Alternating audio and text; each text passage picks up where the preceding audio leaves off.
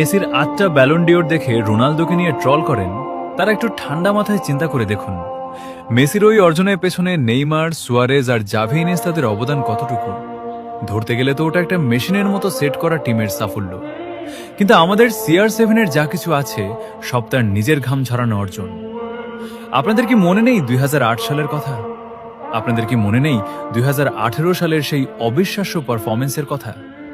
এই মানুষটা যেখানেই গেছে একাই ইতিহাস পাল্টে দিয়েছে। কারো দয়ায় নয়, নিজের দমে রাজা হয়েছে সে। আচ্ছা, একবার ভেবে দেখেছেন, রোনালদো যদি নিজের দেশ পর্তুগালের মায়া ছেড়ে ব্রাজিল বা ফ্রান্সের মতো টিমে খেলতো, তবে হয়তো আজ ওর জার্সির পাশে আমরা 3টে বা 5টা বিশ্বকাপ জলজল করতে দেখতাম। কিন্তু এই মানুষটা নিজের দেশকে মন থেকে ভালোবাসে, তাই শত প্রতিকূলতার মাঝেও আজীবন নিজের দেশের পতাকাকে আগলে লড়াই করে গেছে। মনে রাখবেন, ট্রফি গুনে খেলোয়াড় চেনা যায় না, কলিজা দেখে রাজা চেনা যায়। He is the only king